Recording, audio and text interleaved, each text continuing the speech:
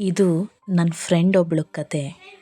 ಪ್ರೀತಿಸಿ ಜಾತಿ ಧರ್ಮನೆಲ್ಲ ಎದುರಾಕೊಂಡು ಮದುವೆ ಮಾಡಿಕೊಂಡು 18 ವರ್ಷ ಸಂಸಾರ ಮಾಡಿದ್ದಾಳೆ. ಇಬ್ಬರು ಮುದ್ದಾದ ಮಕ್ಕಳು ಕೂಡ ಇದ್ದಾರೆ. ಆದರೆ ಈ ದಿನ ಆಕೆ ಗಂಡ 2ನೇ ಮದುವೆ ಮಾಡ್ಕೊಂಡು ಬಂದಿದ್ದಾನೆ. ಇದಕ್ಕೆ ಏನು ಹೇಳಬೇಕು ಅಂತ ನಂಗೆ ಗೊತ್ತಾಗಲಿಲ್ಲ. ಆಕೆ ನನಗೆ ಸಿಕ್ಕಿ ಅವಳ ಕಷ್ಟ ಹೇಳ್ಕೊಂಡಾಗ ನನಗೆ ಹೇಗೆ ಸಮಾಧಾನ ಮಾಡಬೇಕು ಖಂಡಿತ ಗೊತ್ತಾಗಿಲ್ಲ. ಗಂಡನ್ನ ಯಾಕೆ ಹೀಗೆ ಮಾಡಿದೆ ಅಂತ ಕೇಳಿದ್ರೆ, ಆಗಿದ್ದಾಗೋಯ್ತು ಬಿಡು, ನಿನ್ನೂ ಚೆನ್ನಾಗಿ ನೋಡ್ಕೋತೀನಿ, ಅವಳನ್ನೂ ಚೆನ್ನಾಗಿ ನೋಡ್ಕೋತೀನಿ ಅಂತ ಹೇಳ್ತಾರಂತೆ. ಸೊ ಹೇಗೆ ನೆಮ್ಮದಿಯಿಂದ ಬದುಕಕ್ಕೆ ಸಾಧ್ಯ ಅಲ್ವಾ? ಈ 2ನೇ ಮದುವೆ ಮಾಡ್ಕೊಂಡು ಬಂದಿರೋಳು ಹೊಸಬ್ಳಲ್ಲ, ಅವ್ರ ಮನೆಗೆ ತುಂಬ ಹಳಬ್ಳಂತೆ. ಅಣ್ಣ ಅಣ್ಣ ಅಂತ ಮಾತಾಡಿಸ್ಕೊಂಡು ಇವರು ಸುಂದರವಾದ ಸಂಸಾರಕ್ಕೆ ಬೆಂಕಿ ಹಚ್ಬಿಟ್ಲು ನೋಡಿ. ಆತನಿಗೆ ಮದುವೆ ಆಗಿ 2 ಮಕ್ಕಳು ಇದ್ದಾರೆ, ಹೆಂಡತಿ ಇದ್ದಾರೆ ಅಂತ ಗೊತ್ತಿದ್ರು ಕೂಡ ಆತನ್ನೇ ಪ್ರೀತಿಸಿ ಮದುವೆ ಆಗಿರೋ ಈ ಥರ ಮರ್ಯಾದೆ ಬಿಟ್ಟ ಹೆಂಗಸರಿಗೆ ನೀವೇನಂತ ಹೇಳ್ತೀರಾ? ಸರಿ, ನಾನೊಂದು ಮಾತು ಹೇಳ್ತೀನಿ. ಹೆಣ್ಣಾದವಳು ಮಕ್ಕಳನ್ನ ಗಂಡನ್ನ ಬಿಟ್ಟು 2ನೇ ಮದುವೆ ಮಾಡ್ಕೊಂಡು ಸಂಸಾರ ಮಾಡಿಕೊಂಡು ಮೊದಲನೇ ಗಂಡನಿಗೆ ಆಗಿದ್ದಾಯ್ತು ಬಿಡ್ರಿ, ಇಬ್ಬರೂ ಚೆನ್ನಾಗಿರೋಣ ಅಂತ ಹೇಳಿದ್ರೆ ಕತ್ತರಿಸಾಕ್ತಾನಲ್ವ ಗಂಡ. ಸಹಿಸ್ಕೊಳಕ್ಕೆ ಸಾಧ್ಯನಾ?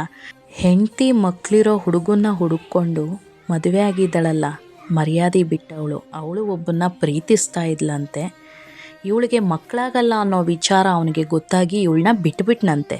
ಸೊ ಇವಳಿಗೆ ಹೇಗಿದ್ರೂ ಮಕ್ಕಳಾಗಲ್ಲ, ಅದಕ್ಕೆ ಯಾರಾದರೂ ಒಂದು ಮಿಕ ಸಿಗ್ತಾರ ಅಂತ ನೋಡಿ ನನ್ನ ಫ್ರೆಂಡ್ ಜೀವನದಲ್ಲೇ ಆಟ ಆಡ್ಬಿಟ್ಟು ಇವತ್ತು ಪ್ರತಿದಿನ ಕಣ್ಣೀರಾಗ್ತಾಳೆ. ಪ್ರತಿದಿನ ಊಟ ಮಾಡಬೇಕಂದ್ರೆ ಗಂಡ ಮಕ್ಕಳು ಕೂತ್ಕೊಂಡು ಒಟ್ಟಿಗೆ ಊಟ ಮಾಡ್ತಿದ್ರಂತೆ. ಈಗ ಅಲ್ಲಿ ಹೋಗ್ತಾರಂತೆ ಗಂಡ ಅವಳ ಜೊತೆ ತಿನ್ನೋದಕ್ಕೆ. ಎಲ್ಲಿಗೆ ಬಂತು ನೋಡಿ. ಪ್ರೀತಿ 18 ವರ್ಷ ಸಂಸಾರಕ್ಕೆ ಬೆಲೆನೇ ಇಲ್ದಂಗೆ ಆಗೋಯ್ತು.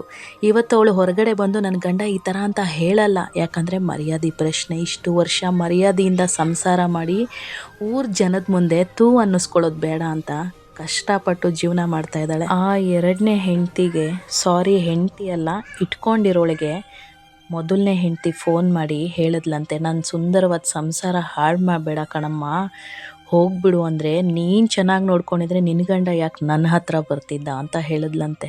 ಪತಿವ್ರತೆ. ಕೇವಲ ಕ್ಷಣಿಕ ಸುಖಕ್ಕೆ ನಿಮಗೆ ಕಟ್ಕೊಂಡಿರೋ ಹೆಂಡತಿ ಅಥವಾ ಕಟ್ಕೊಂಡಿರೋ ಗಂಡ ಮಕ್ಕಳುಗಳು ಕಣ್ಣಿಗೆ ಕಾಣಿಸಲ್ಲ ಅಲ್ವಾ? ನೆನ್ನೆ ಮೊನ್ನೆ ಸಿಕ್ಕಿರೋ ತಿರುಬೋಕಿಗಳು, ಬೀದಿ ನಾಯಿಗಳೇ ಹೆಚ್ಚಾಗ್ಬಿಡ್ತಾರೆ ಕೆಲವರಿಗೆ. ಕೋರ್ಟು ಕೇಸು ಅಂತ ಹೊಡೆದಾಡಿ ಬಡ್ದಾಡಿ ಗಂಡನ್ನ ಪಡ್ಕೋಬೋದು, ಆದರೆ ಮನಸ್ಸೇ ಒಡೆದೋದ್ಮೇಲೆ ಏನು ಪ್ರಯೋಜನ ಅಲ್ವಾ?